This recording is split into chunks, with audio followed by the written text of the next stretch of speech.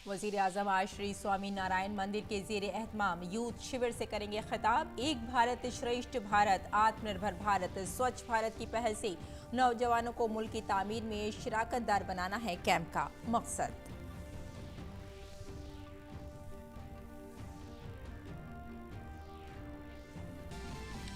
सदर जमहूरिया रामनाथ कोविंद 2 कैरेबियाई ममालिक के दौरे के दूसरे मरहले में पहुंचे। Saint Vincent and the Grenadines सदर जमहूरिया Saint Vincent House of Assembly से करेंगे खिताब। दोनों ममालिक के दरमियान टैक्स से मुताल्लिक मालूमात के खुदकार तबादले के मुआहदे पर होंगे दस्तखत।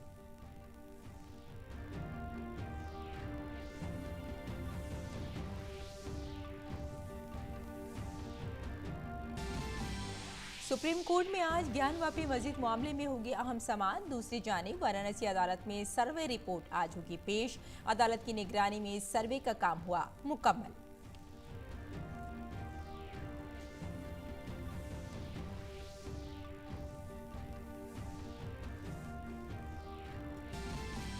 कान फिल्म फेस्टिवल में भारत की धूम। इत्तलात और नशरियात के वजीर अनुराग सिंह ठाकुर ने भारतीय पवेलियन का किया इफ्तिताह। भारत में गैर मुल्की फिल्मों की तैयारी और शूटिंग की नकद इमदाद के लिए मराठी स्कीम का किया ऐलान। भारत के 53वें बैनुल अक़वामी फिल्म फेस्टिवल के पोस्टर की भी हुई नकाब कुशाई।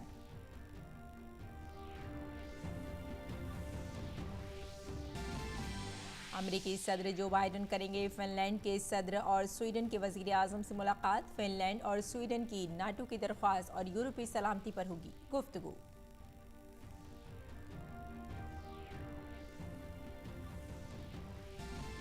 अक़वाम मुत्तहिदा के सरबराह ने कहा कि खुराक के अदम तहफ़्फ़ुज़ के बहरान को ख़त्म करने के लिए ममालिक को एक साथ फौरी और मुत्तहिद होकर करना चाहिए काम। ग्लोबल फूड सिक्योरिटी काल पर मुख्तसर मुद्दत के बहरान से निमटने और तवील मुद्दती नुकसान को रोकने के लिए 5 अहम इक़दाम का खाका तैयार।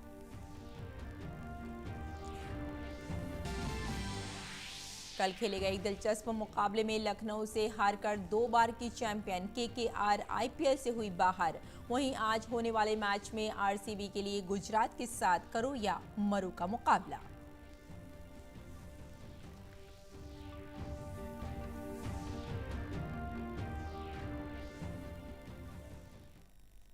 आदाब नाजरीन, खबरनामे में आपका इस्तकबाल है। मैं हूं आपके साथ रेशमा फारूकी। आइए तफसील से अब खबरों पर नजर डालते हैं। वजीर आजम नरेंद्र मोदी आज वीडियो कॉन्फ्रेंसिंग के जरिए करेली बाग वडोदरा में मुनक़िदा यूथ कैंप से खिताब करेंगे। ये कैंप श्री स्वामी नारायण मंदिर कुंडल धाम और श्री स्वामी नारायण मंदिर करेली बाग वडोदरा में मुनक़िद किया जा रहा है और इस कैंप का मकसद समाजी खिदमात और कौम की तामीर में ज़्यादा से ज़्यादा नौजवानों को शामिल करना है।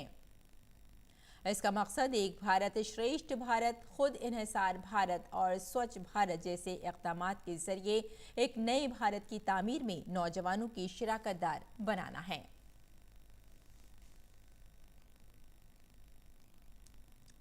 सदर जमहूरिया रामनाथ कोविंद अपने 2 कैरेबियाई दौरे के दूसरे मरहले में सेंट विंसेंट और ग्रेनेडाइंस पहुंच गए हैं। आर्गिल एयरपोर्ट पर उनका रिवायती तौर पर इस्तकबाल किया गया। सदर मुमलिकत की क़यादत में वज़ीर आज़म के हमरा गवर्नर जनरल और दीगर आला हुक्काम भी मौजूद थे। स्कूल के बच्चे हाथों में भारत और सेंट विंसेंट के झंडे लेकर वज़ीर आज़म के इस्तकबाल के लिए मौजूद थे। सदर जमहूरिया ने बच्चों की मुबारकबाद भी कबूल की। किसी भारतीय सदर का सेंट विंसेंट के ये पहला दौरा है। सदर सेंट विंसेंट के हाउस ऑफ असेंबली से खिताब करेंगे। बोटानिकल गार्डन में पौधे लगाने के साथ साथ आप यहाँ भारतीय निजात लोगों से भी मुलाकात करेंगे। यहाँ कोल्ड रोड का नाम बदलकर इंडिया ड्राइव रखा जाएगा। इसके साथ ही वो भारत की मदद से जारी कई मंसूबों का भी मुआयना करेंगे। नीज़ दोनों ममालिक के दरमियान टैक्स से मुताल्लिक़ मालूमात की खुदकार तबादले के हवाले से भी एक मुआहदे पर दस्तखत किए जाएंगे।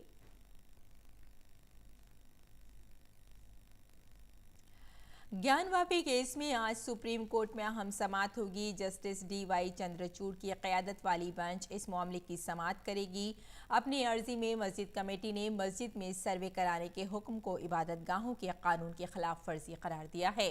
दरख्वास्त में सर्वे पर रोक लगाने का मुतालबा किया गया है। इससे पहले मंगल को सुप्रीम कोर्ट ने इस मामले की समाअत करते हुए वाराणसी कोर्ट के हुक्म पर रोक लगा दी थी, जिसमें सिर्फ 20 लोगों को नमाज के लिए मस्जिद में दाखिल होने की इजाजत दी गई थी। सुप्रीम कोर्ट ने कहा कि शिवलिंग की जगह की हिफाजत होनी चाहिए, लेकिन ऐसा निजाम होना चाहिए कि नमाज पढ़ने में कोई हर्ज न हो। और ज्ञानवापी केस में सर्वे की रिपोर्ट आज वाराणसी के सिविल अदालत में पेश की जाएगी। मंगल को कोर्ट कमिश्नर ने सर्वे रिपोर्ट पेश करने के लिए 2 दिन का वक्त मांगा था। ये वक्त आज खत्म हो गया है। इससे कबल सर्वे टीम ने अहाते का वीडियो सर्वे मुकम्मल किया। 3 रोज़ा सर्वे पीर को ख़त्म हुआ। सर्वे के बाद हिंदू फरीक ने दावा किया कि एक शिवलिंग मस्जिद के वुजू खाने के करीब वाक़ है। मुस्लिम फरीक ने इस दावे की तरदीद करते हुए कहा कि ये ढांचा इलाके में एक फव्वारे का हिस्सा था।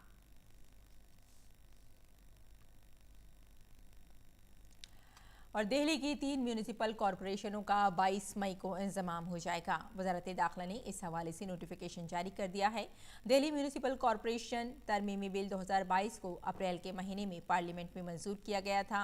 18 अप्रैल को सदर जमहूरिया रामनाथ कोविंद ने भी इसकी मंजूरी दे दी है। म्यूनिसिपल कॉरपोरेशन ऑफ दिल्ली तरमीमी एक्ट 2022 की सेक्शन 3 की ज़ैली दफ़ा एक जरिया बाज़ाब्ता इख्तियारात के इस्तेमाल में मरकजी हुकूमत म्यूनिसिपल कॉरपोरेशन की तश्कील के लिए 22 मई 2022 का दिन मुकर्रर करेगी।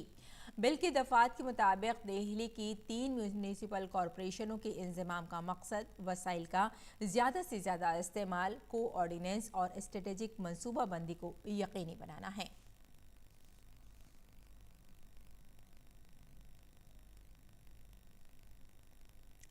और दिल्ली के लेफ्टिनेंट गवर्नर अनिल बैजल ने कल इस्तीफा दे दिया। उन्होंने अपना इस्तीफा सदर जमहूरिया रामनाथ कोविंद को सौंप दिया है। लेफ्टिनेंट गवर्नर के तौर पर उनकी मुद्दत कार के 5 बरस 31 दिसंबर 2021 को मुकम्मल हो गए थे।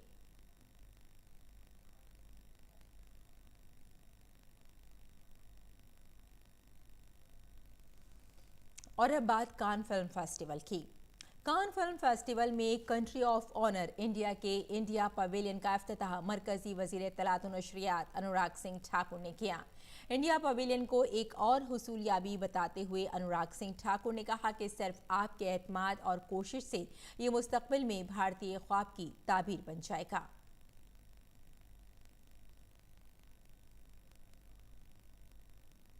इस मौके पर 53वें भारतीय बैनुल-अक़वामी फिल्म महोत्सव 2022 के पोस्टर का भी इजरा किया गया।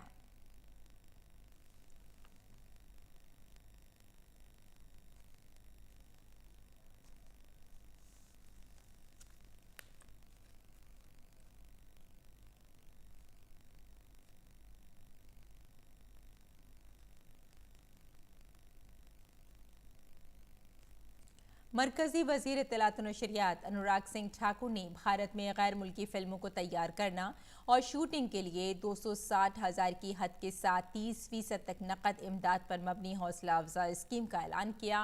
उन्होंने कहा कि भारत में तैयार होने वाली गैर मुल्की फिल्मों में 15% या इससे ज़्यादा भारतीय अफराद को काम पर रखने के लिए $65,000 की हद के साथ इजाफी बोनस दिया जाएगा।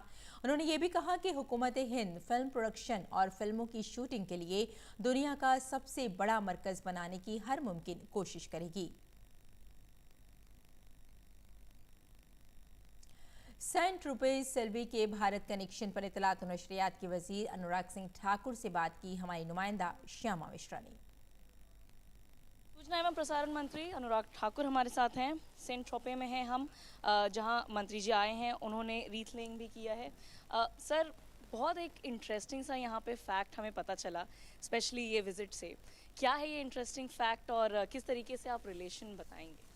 फ्रांस के सेंट ट्रोपे को लोग एक टूरिस्ट डेस्टिनेशन के रूप में जानते होंगे, लेकिन बहुत कम लोगों को पता होगा इतिहास का कि हिमाचल प्रदेश के चंबा का और सेंट ट्रोपे का कनेक्शन क्या है। बानू दीपाई, जिनका आप स्टैचू मेरे पीछे देख पा रहे हैं, ये हिमाचल के चंबा की राजकुमारी थी। महाराजा रंजीत सिंह जी के जनरल पायलट के साथ इनकी शादी हुई और शादी के बाद, उनकी मृत्यु के बाद भी आकर वो यहाँ पर बसी और आज 4 पीढ़ियों के बाद भी, 1884 के बाद भी आज तक वो हिमाचल का कनेक्शन, भारत का कनेक्शन इसको और ख़ास बनाता है। आज उनके फैमिली के लोगों से, परिवार के जनों से मिलने का अवसर मिला, जो 5वीं पीढ़ी तक आ गए हैं। ये अपने आप में दिखाता है कि अभी भी इन्होंने कैसे भारत के साथ अपना कनेक्शन बना कर रखा है। सो एक कड़ी एक बहुत महत्वपूर्ण इसलिए भी है कि भारत और फ्रांस अपने 75 वर्ष के डिप्लोमेटिक टाइज को मना रहा है। भारत आज़ादी के 75 वर्ष मना रहा है। कान फिल्म फेस्टिवल के माशेडू फिल्म में भारत को कंट्री ऑफ ऑनर मिला है, क्योंकि कान फिल्म फेस्टिवल का 75वां वर्ष है और पहली बार किसी देश को यह सम्मान प्राप्त हुआ है। उसी समय ये भी बहुत ऐतिहासिक है कि कहीं ना कहीं बन्नू दीपाई, जो हमारी पूर्व राजकुमारी वहाँ से चंबा से थी, उनका और यहाँ का रिश्ता ये अपने आप में एक नई कड़ी जोड़ता है, जो वर्षों वर्षों से है। इनके परिवार ने सदा वहाँ पे जुड़ के रहे। मुझे पूर्ण विश्वास है इन संबंधों को और मजबूत करेंगे और कहीं ना कहीं फिल्म जगत से हो या पीपल टू पीपल कांटेक्ट हो, इसको और बढ़ाने का प्रयास करेंगे। फिल्म पे हम ज़रूर आएंगे सर, लेकिन जो ये आपका रीथ लिया यहाँ पे है, in memory of the rich, in memory of the India French relationship है। जब हम बात करते हैं 5वीं पीढ़ी, सेंट ट्रोपे काफ़ी खूबसूरत जगह है, फिल्मों के टूरिज्म या शूटिंग डेस्टिनेशन के लिए भी बातचीत हो रही है, उसके बारे में थोड़ा बताइए। मैंने यहाँ की मेयर जो स्वयं रिसीव करने आए थे, डिप्टी मेयर रिसीव करने आए, मैंने उनसे दोनों को ही कहा है कि अगर आपको अपना डेस्टिनेशन प्रमोट भी करना है तो आप international film festival of India में आइए, इफ़ी गोवा में आइए। आप अपने वेन्यू को भी प्रमोट कर सकते हैं, बाकी लोगों ने भी किया है। और भारतीय फिल्म मेकर्स यहाँ भी आएंगे तो भी उनका लाभ है, और यहाँ के लोग भी भारत में आकर बनाएंगे तो उनको ज़्यादा लाभ मिल पाएगा। हमसे बात करने के लिए धन्यवाद सर। तो ये थे अनुराग ठाकुर, जो डेफिनेटली हम कह सकते हैं कि डाउन द मेमोरी लेन चले गए, क्योंकि काफ़ी एक अनोखा फैक्ट है यहाँ पर और डेफिनेटली इंटरेस्टिंग भी। कैमरा पर्सन शुभम शर्मा के साथ श्यामा मिश्रा, डीडी न्यूज़, कान, फ्रांस। कान फिल्म फेस्टिवल भारतीय फिल्म सनत के लिए एक बड़ा स्टेज फराहम कर रहा है। भारतीय कंपनियां अपनी काबिलियत को दुनिया के सामने पेश कर रही हैं ताकि भारतीय तफरीही सनत को दुनिया के सामने पेश किया जा सके। ऐसे ही भारतीय स्टार्टअप पॉकेट एसेस के 2 शरीक बानी से बात की डीडी न्यूज़ की नुमाइंदा मुनमुन भट्टाचार्य ने। हमारे साथ अदिति और अश्विन हैं। आप को फाउंडर्स हैं पॉकेट एसेस स्टार्टअप के, जो एवीजीसी सेक्टर में है भारत में, और ये यहाँ है माशेडू फिल्म में पिच करने के लिए ऑडियो विजुअल इंडस्ट्री को। आपका बहुत बहुत स्वागत है। बताइए आप अपने स्टार्टअप के बारे में, कब शुरुआत हुई और एग्जैक्टली आप क्या करते हैं एवीजीसी में? हनुमान जी, आपको और आपके दर्शकों को नमस्कार। पॉकेट एसेस हमने 2013 में शुरू किया था। अब हम 200 लोग हैं, मेनली मुंबई में बेस्ड हैं, और हम लोग ज़्यादातर वीडियो और ऑडियो कंटेंट बनाते हैं सोशल मीडिया प्लेटफॉर्म से लेके स्ट्रीमिंग प्लेटफॉर्म तक के लिए। तो हमारे जनरली हमारे 3 वर्टिकल हैं। एक में हम शॉर्ट फॉर्म प्रोग्रामिंग करते हैं, छोटे 30 सेकंड, 1 मिनट, 2 मिनट वाले वीडियोस। दूसरे में हम लोग लॉन्ग फॉर्म प्रोग्रामिंग करते हैं, 30 मिनट से लेके पूरे फीचर फिल्म कार्यक्रम तक। और तीसरा हमारे एक टैलेंट मैनेजमेंट बिजनेस है, जो डिजिटल सेलिब्रिटीज़ हमारे कंटेंट में से जो बड़े होते हैं या पॉपुलर होते हैं उनको हम मैनेज करते हैं और एडवाइस करते हैं। कान नेक्स्ट में भारत एक कंट्री ऑफ ऑनर है, माशेडू फिल्म में भी कंट्री ऑफ ऑनर है, कान नेक्स्ट माशेडू फिल्म का पार्ट है, तो ये 2 तरीके के ऑनर हुए भारत के लिए। कितनी बड़ी अपॉर्चुनिटी है ये एक स्टार्टअप जैसे आपका है उसके लिए, और क्या क्या कार्यक्रम रहेगा आपका? बहुत बड़ी अपॉर्चुनिटी है। हमें जो मंच मिला है ग्लोबल स्टेज पे, वो इट्स अनपैरेलल्ड। पहले हमें ऐसा मौका नहीं मिला है कभी, तो मिनिस्ट्री को हम बहुत धन्यवाद देना चाहते हैं हमें यहाँ पे लाने के लिए। हम जानते हैं कि हाल ही में एक एवीजीसी टास्क फोर्स बना जो पॉलिसीज बनाएगी एवीजीसी सेक्टर के लिए, उसमें इंडस्ट्री के स्टेक होल्डर्स भी हैं। क्योंकि आप एवीजीसी सेक्टर के खुद स्टेक होल्डर हैं, अभी क्या क्या ज़रूरत है भारत को एवीजीसी में? देखिए, पिछले 5-6 साल में जितने लोगों के पास इंटरनेट कनेक्टिविटी मिली है, जितने लोग अभी इंटरनेट के ज़रिए कंटेंट देखते हैं, उनके लिए अब बहुत सारे ऐसे बिजनेसेस शुरू हो रही हैं जो उनको केटर करेंगे, जो उनके लिए कार्यक्रम बनाएंगे। अब जब ऐसा इंडस्ट्री ग्रो करेगा तो बहुत ज़रूरी है कि भारत सरकार और आईएनबी मिनिस्ट्री द्वारा रेगुलेशंस और थोड़े असिस्टेंस और सपोर्ट की बहुत ज़रूरत है। आगे चल के आप देखते हैं कि Bharat content hub of the world बने एवीजीसी सेक्टर में, क्या आप बनता हुआ देखते हैं भारत को? 100%। और मुझे लगता है कि जितनी डाइवर्सिटी हमारे कंट्री में है, जितना लोग 30 सेकंड कंटेंट से लेके फीचर फिल्म्स, आजकल डब्ड कंटेंट भी दुनिया भर के लोग देख रहे हैं।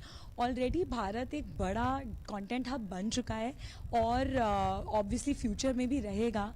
और हमें ये लगता है कि जो इनोवेशन हो रहा है, जो डेमोक्रेटाइजेशन हो रहा है, आप सबके हाथ में सेलफोन देखते हैं, सब लोग कंटेंट बना रहे हैं। कोई अपना सिंगिंग का वीडियो डाल रहा है, कोई गेमिंग का, तो कोई डांसिंग का, तो कोई ट्रैवल का।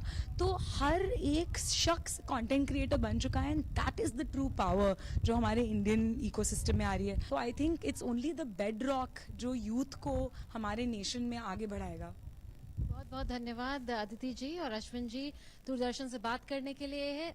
तो ये थे को फाउंडर्स पॉकेट एसेस के, जो स्टार्टअप है एवीजीसी सेक्टर में भारत में, जो यहाँ पिच कर रहा है ऑडियो विजुअल इंडस्ट्री को। कैमरामैन मोहित जोशी के साथ मैं मुनमुन भट्टाचार्य, कान से दूरदर्शन न्यूज के लिए। कांस फिल्म फेस्टिवल के इंडिया पवेलियन में मरकजी वजीर इत्तलात और नशरियात अनुराग सिंह ठाकुर की तरफ से फिल्म सेक्टर के लिए हौसला अफजा स्कीम के ऐलान के बाद एक पैनल डिस्कशन का इनेकाद किया गया, जिसमें इत्तलात और नशरियात के सेक्रेटरी अपूर्व चंद्रा, FTII के चेयरमैन शेखर कपूर और CBFC के चेयरमैन प्रसून जोशी समेत कई फिल्मी हस्तियों ने शिरकत की। इस मौके पर मरकजी वजीर इत्तलात और नशरियात ने इस मंसूबे के मकासद को उजागर किया। Today, as the incentive policy has been announced, and as what has been said, yes, the co-production agreements have been there for quite some time, but they have not really gone ahead because this incentive policy, which was in the works for quite some time, and it was not really finalized. But today, now, since it has been finalized, the procedure of how the incentives will be given, that also is finalized, that is on the website, and we are trying to keep the procedure as simple as possible. So now we look forward to more and more co-productions happening, because this co-production, it must have been dormant because there was no incentive per se from the Indian South. But now since these are there, we expect that more and more productions will come. CBFC के सदर प्रसून जोशी ने कहा कि भारत में हुनर की कोई कमी नहीं है, लेकिन अपनी कहानी के कहने के लिए जुर्रत की ज़रूरत है। उन्होंने कहा कि ऐसे लोग जो कुछ कर सकते हैं, उन्हें स्टार्टअप के लिए तरबियत देनी चाहिए। हमारे देश की जो कहानियां हैं उनको कहने का विश्वास और साहस, हमको ये नहीं लगना चाहिए कि we have to copy anyone. अब इंडिया को लीड करना है। हम जब कहते हैं विश्व गुरु बनना है, तो उसका बहुत अहम पार्ट होता है सॉफ्ट पावर। आप अपनी जो थिंकिंग है, जो आपकी क्रिएटिव थिंकिंग है, आपका आर्ट है, वो आर्टिस्टिक थिंकिंग है, उसके माध्यम से जो एंटरप्रेन्योरियलिज्म आना चाहिए। मुझे लगता है कि idea startup ideas and idea startups is where I see the next step. और वो चाहे फ्रांस में हम फेस्टिवल करें, हर जगह हमें ऑल्सो अपने यंग लोगों को, जो जिन्हें ट्रेनिंग की ज़रूरत है, जो आज किसी वजह से अपने आइडियाज़ को, अपनी फिल्मों को नहीं बना पा रहे हैं, अपनी बात नहीं कह पा रहे हैं, उनके लिए आसान करने की आवश्यकता है।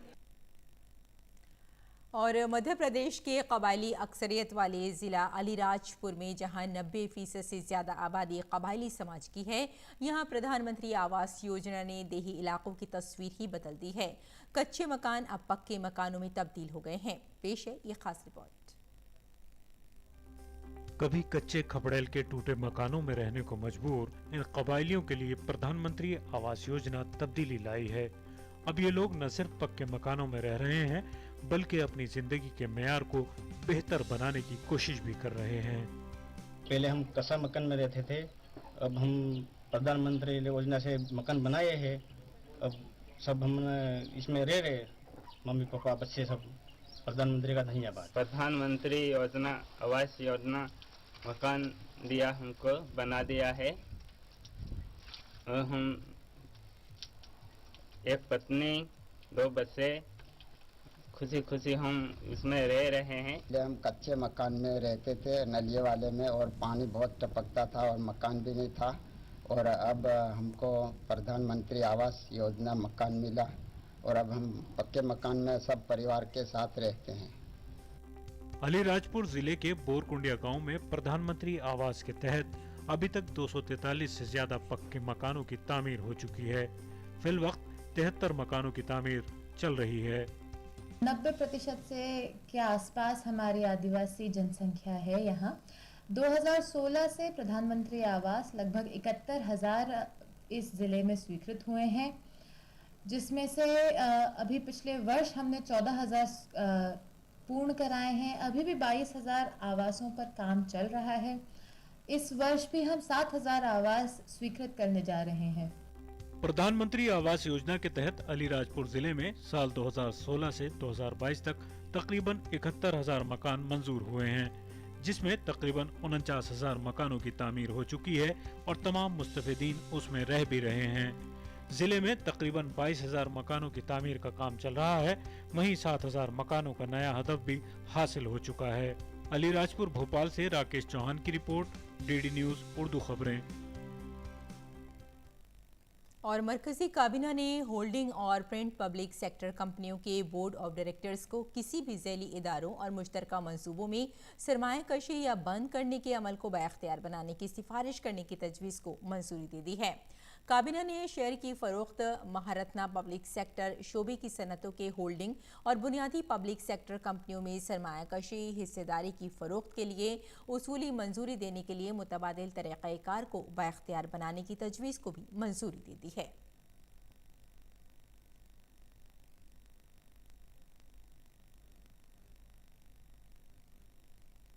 और मरकजी काबीना ने बायो ईंधन से मुताल्लिक़ कौमी पॉलिसी 2018 में तरामीम को मंजूरी दे दी है।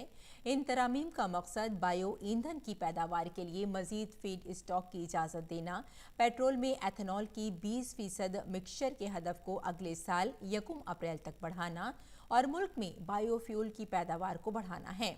इसके अलावा नेशनल बायोफ्यूल कोऑर्डिनेंस कमेटी में नए मेंबरान की शमूलियत और मखसूस मामलात में बायोफ्यूल की बरामद की इजाज़त देना भी तरामीम शामिल हैं। काबिल ज़िक्र है कि ये तरामीम मेक इन इंडिया मुहिम की राह हमवार करेंगी, जिससे बायोफ्यूल की पैदावार में इजाफा करके पेट्रोलियम मसनूआत की दरामदात को कम किया जा सकेगा। और अमरीकी सदर जो बाइडन आज व्हाइट हाउस में स्वीडन की वज़ीर आज़म मैग्डलेना एंडरसन और फिनलैंड की सदर सोली नैंतोसियो का इस्तकबाल करेंगे। तीनों रहनुमा फिनलैंड और स्वीडन की नेटो की दरख्वास्त और यूरोपीय सलामती पर तबादला ख्याल करेंगे। व्हाइट हाउस ने कहा है कि तीनों रहनुमा आलमी मसाइल पर बातचीत के साथ साथ करीबी शराकत दारी और यूक्रेन के लिए हिमायत को मजबूत बनाने पर बात करेंगे।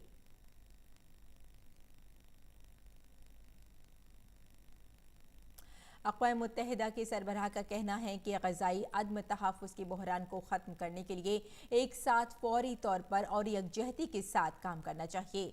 उन्होंने कहा कि वज़ारती सतह पर आलमी food security call to action का मकसद मुख्तसर मुद्दत के बहरान को हल करना और तवील मुद्दती नुकसान को रोकने के लिए फ़ौरी कार्रवाई के लिए एक फ्रेमवर्क तैयार करना है। और नाज़रीन, आइए अब नजर डाल लेते हैं दिल्ली से शाये कुछ उर्दू अखबारात पर।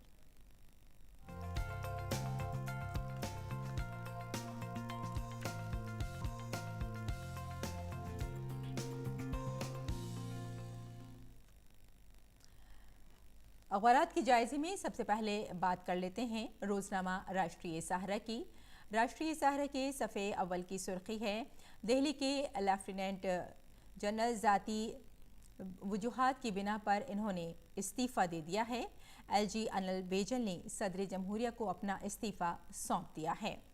और अब नज़र डाल लेते हैं सहाफ़त की इस खबर पर कि हार्दिक पटेल ने तल्ख़ ख़त लिखकर कांग्रेस को अलविदा कह दिया है। आपको बता दें कि गुजरात में पाटीदार लीडर की बीजेपी में शामिल होने की भी क़यास आराइयाँ की जा रही हैं। और अब सहाफ़त की एक और ख़बर पर नज़र डाल लेते हैं। ये ख़बर सऊदी अरब से है। सऊदी अरब के नायब वज़ीर दिफ़ा का दौरा अमेरिका में हो रहा है और उन्होंने कहा है कि यूक्रेन बहरान और यमन में जंगबंदी पर बातचीत मुमकिन हो सकेगी। शहज़ादा खालिद बिन सलमान दोनों ममालिक के दरमियान मुश्तरका स्ट्रेटेजिक प्लानिंग कमेटी से मुलाकात भी करेंगे। और अब नज़र डाल लेते हैं हमारा समाज पर। हमारा समाज की सुर्खी है कि पाकिस्तान की मईशत इंतहाई निगहदाश्त वार्ड में और माज़ी हाल की जो हुकूमतें रही हैं, माली खसारे में कमी, सरकारी इदारों में इस्लाहात, बिजली और तेल की कीमतों पर सरकारी रियायतों में बतदरीज कमी लाने में नाकाम साबित हुई हैं। तो ये पाकिस्तान की ये खबर है। और अब नज़र डाल लेते हैं राष्ट्रीय सहारा की एक और ख़बर पर। यह खबर है 9 साल की आला तरीन सतह पर पहुंच सकती है औसत अफरातज़र। जी हाँ, ये कहना है आरबीआई के साबिक गवर्नर सुब्बा रॉय का। तो नाज़रीन, ये थे दिल्ली से शाये कुछ उर्दू अखबारात और अब बुलेटिन की तरफ लौटते हैं और बात कर लेते हैं खेल की खबरों की। आईपीएल में कल खेले गए एक दिलचस्प मुकाबले में लखनऊ सुपर जायंट्स ने कोलकाता नाइट राइडर्स को 2 रन से शिकस्त देकर प्लेऑफ के लिए क्वालिफाई कर लिया है। लखनऊ ने पहले बल्लेबाजी करते हुए मुकर्ररा 20 ओवर में बगैर किसी नुकसान के 210 रन का बड़ा स्कोर खड़ा किया है। सलामी बल्लेबाज डी कॉक ने 140 रन की शानदार इनिंग खेली, वहीं कप्तान के अल राहुल ने नॉट आउट 68 रन बनाए। इसके अलावा डी कॉक ने आईपीएल की तारीख का सबसे बड़ा तीसरा इनफरादी स्कोर बनाया। इससे कबल ब्रेडन मैकुलम 158 और ग्रेस गेल 175 रन की इनिंग खेल चुके हैं। जवाब में कोलकाता की टीम 208 रन ही बना सकी और इस दिलचस्प मुकाबले को 2 रन से हार गई। गुजरात टाइटंस के बाद लखनऊ प्लेऑफ में पहुंचने वाली दूसरी टीम है। वहीं शिकस्त झेलने वाली केकेआर, मुंबई और चेन्नई के बाद आईपीएल 2022 से बाहर होने वाली तीसरी टीम है। आईपीएल में आज होने वाले मैच में गुजरात टाइटंस का मुकाबला रॉयल चैलेंजर्स बैंगलोर से होगा। प्लेऑफ में पहुंचने के लिए आरसीबी को हर हाल में जीत हासिल करनी होगी। आरसीबी फिलहाल पॉइंट टेबल में 14 पॉइंट के साथ 5वें नंबर पर है। हालांकि प्लेऑफ के लिए बैंगलोर की टीम को ये मैच बड़े फर्क से जीतना होगा, क्योंकि रन रेट के मामले में वो दिल्ली से पीछे है। वहीं दूसरी तरफ प्लेऑफ के लिए क्वालिफाई कर चुकी गुजरात की कोशिश अपने आखिरी लीग मैच को जीतकर आगे बढ़ने की होगी। और आइए अब नजर डाल लेते हैं मौसम के मिजाज पर।